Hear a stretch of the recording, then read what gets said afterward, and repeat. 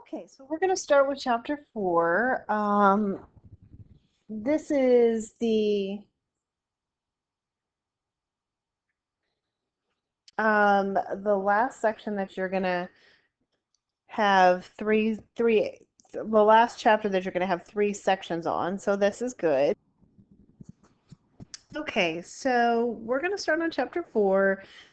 Um, and we're going to go ahead and start with some just basic definitions. Remember that the sample space is the set of all the possible outcomes by experiment. Um, Really important that you guys know that. Make sure you're able to do a tree diagram if you need to. And understand the difference between an event and an outcome. All right.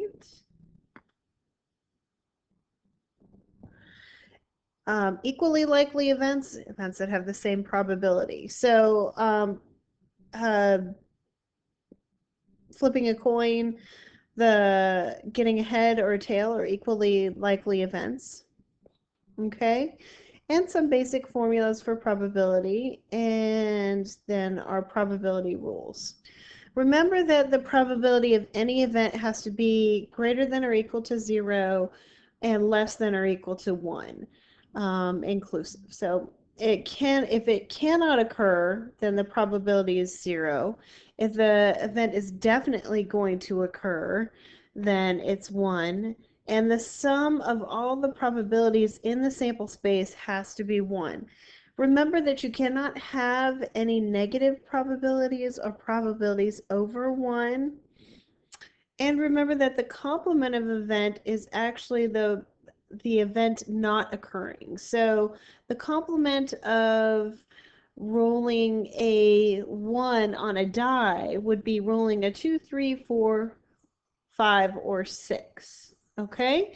So it's the sum of the complement and an event is going to be equal to 1. So we're going to go to some of those rules.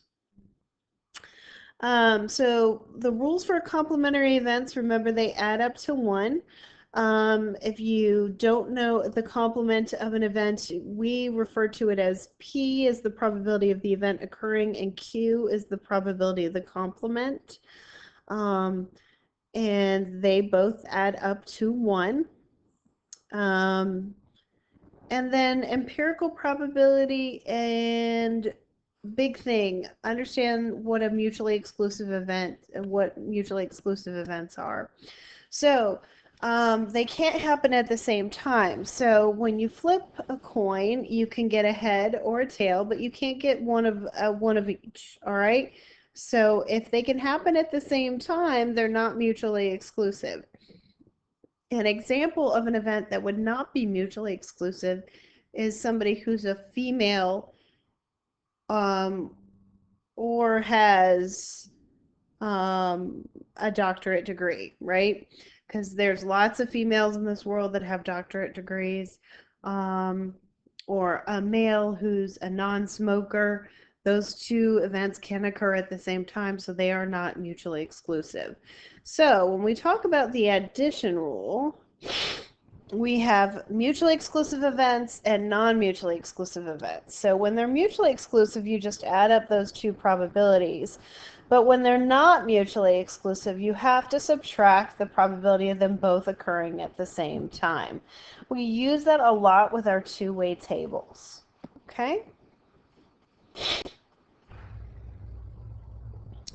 Now, independent events are events that two events are independent if the probability that one happens doesn't affect the probability of another event occurring. All right. So the multiplication rules are when we're talking about independent or dependent events. So if you have two independent events, you just multiply those two probabilities. When they're dependent, you multiply the probability of A times the probability of B, given that A has occurred. We're going to get more into that with some practice problems, but I definitely want you guys to be aware of that. I'm going to give you, in addition to the formula sheet that I posted on Edmodo, the probability formula sheet. It has a few extra probability formulas for you, and I wanted to make sure you had those. Okay, so conditional probability is the probability that an event occurred given that another event has occurred is the probability of them both occurring divided by the probability of the first event occurring. All right, so again, we'll do some examples with that. Okay, so let's go ahead and get started on some problems here. At a convention, there are 7 mathematics instructors, so 7 math, 5 computer science instructors, 3 statistics instructors, and 4 science instructors. If an instructor is selected, find the probability of getting a science instructor or a math instructor. So let's first find out how many total that we have. We have 19 total.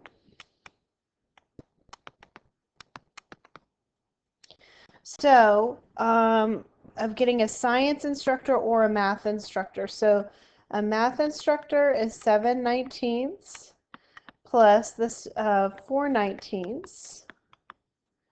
That's 11/19. And there's your probability. Okay? Not too crazy. A single card is drawn from the deck. Find the probability of selecting the following. 4 or a diamond. So there's 52 cards in a deck. 4 of those are 4s. And there are 13 diamonds. But since they are not mutually exclusive, I have to take away, there's 1 4 of diamonds. So this is 17, so that's equal to 16 out of 52. And you'll probably want to go ahead and reduce that or change it to a decimal. A club or a diamond, these are mutually exclusive, right? You can't be a club and a diamond. So that's 1352.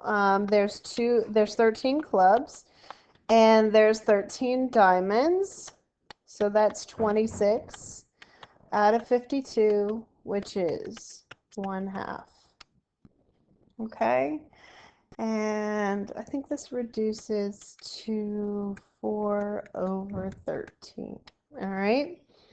A jack or a black card. Well, let's talk about that. There's 4 jacks and there's 26 black cards because both spades and clubs are black, but those aren't mutually exclusive because there's 2 black jacks, right? So this is going to be 28 out of 52.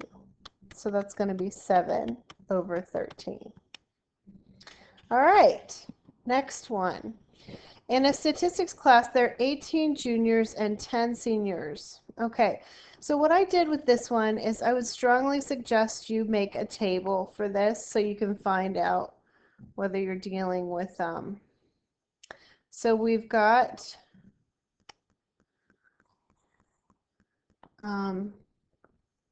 this is a perfect two-way table.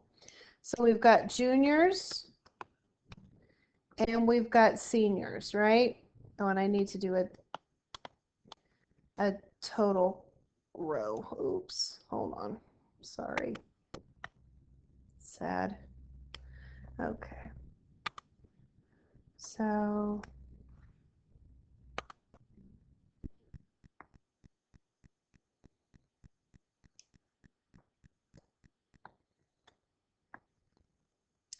and then, oops, we got totals too.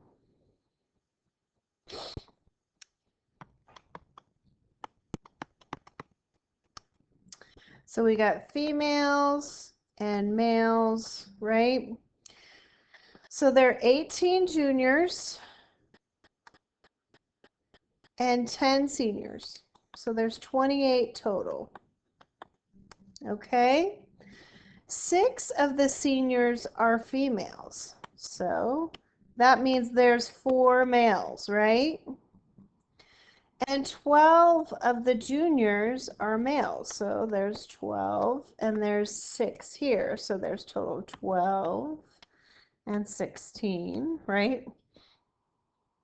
If a student is selected at random, find the probability of selecting the following: a junior or a female. So those are not mutually exclusive. So there's 18 out of 28. So I'm going to go ahead and scroll down a little bit. So a junior or a female. So there's 18 out of 28 juniors. And there's 12 out of 28 females, but 6 of them are both juniors and females.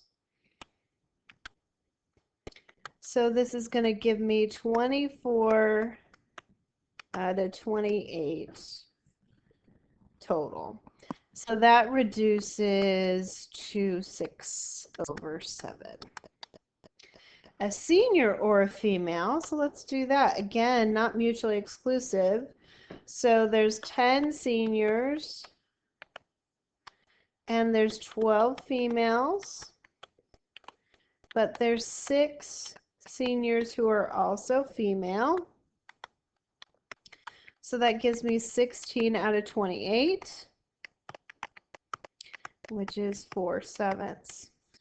A junior or a senior. Well, you're either a junior or a senior, but let's just go ahead. Those are mutually exclusive events.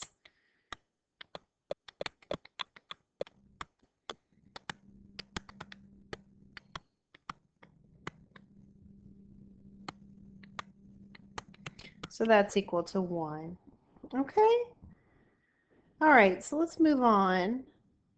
All right, here's another table for you. According to the Bureau of the Census, the following statistics describe a number. Let's see if there's more than one question. Good. So we have to come up with totals here, right? So let's just do a total column. So let's add these up.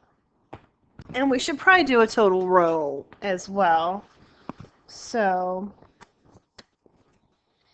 7922 plus 2534.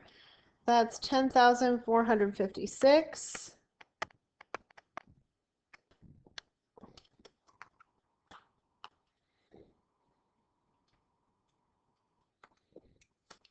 $6,774. So the total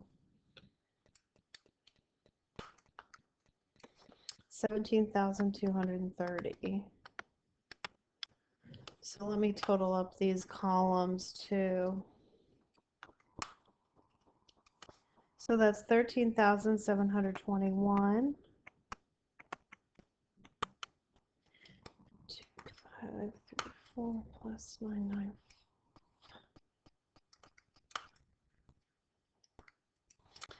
This is 3529.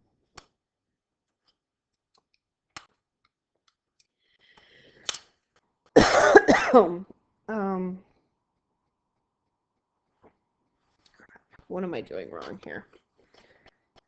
7922 plus 5779.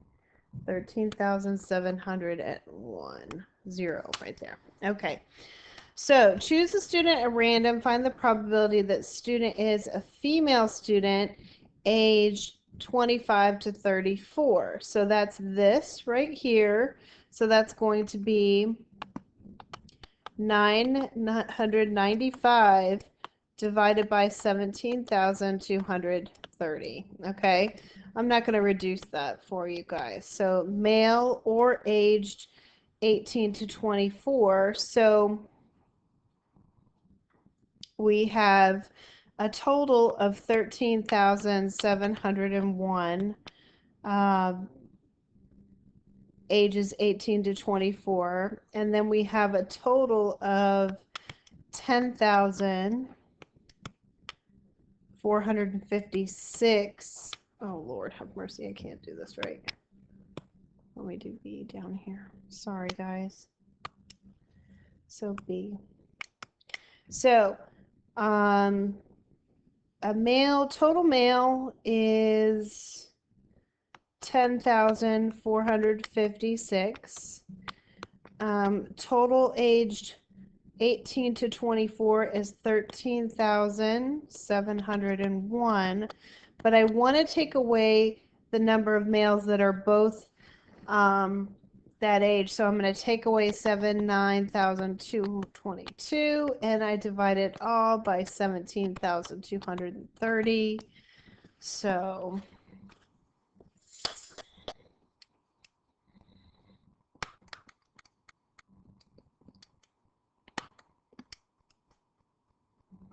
seven nine two two. So that's 16,235.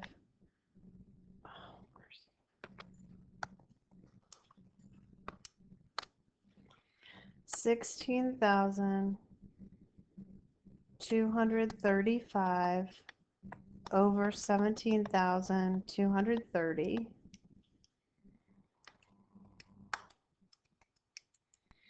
And that's equal to 0.9423. And just since I've got my calculator in front of me, this is 0.05.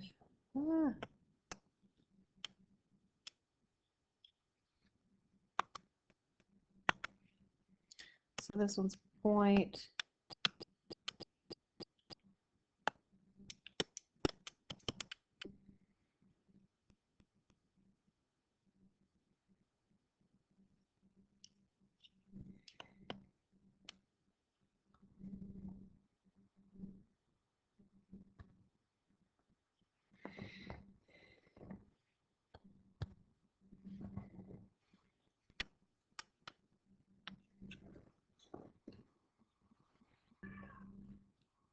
Okay, so that's 0.0577.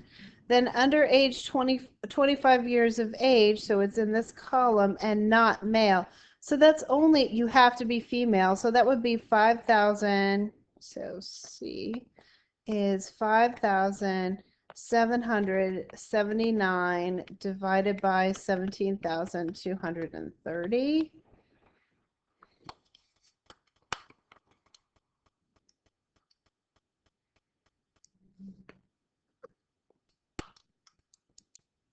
So that's 0.3354.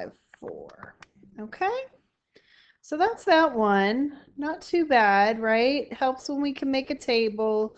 Always very helpful with that. Let's see if there's anything else. Okay. King. Okay, so here's another one. Great practice for this. So if one card is drawn from an ordinary deck of cards, find the probability of getting the following: a king or a queen or a jack. So there's 4 kings, 4 queens, and 4 jacks, and all of them are mutually exclusive. So I just add them up, so that's 12 over 52. So that gives me 3 over 13.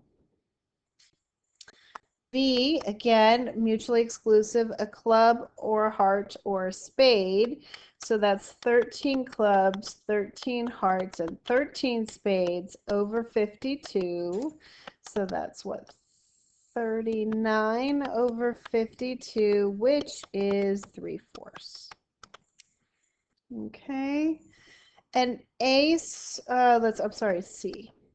A king or a queen or a diamond. So there's 4 kings, there's 4 queens, there's 1 queen of diamonds, and there's 13 diamonds, but there's a king of diamonds and a queen of diamonds, so I have to take away those 2. So that's 11 plus 8, so that's 19 out of 52. Okay, then let's do D. An ace or a diamond or a heart.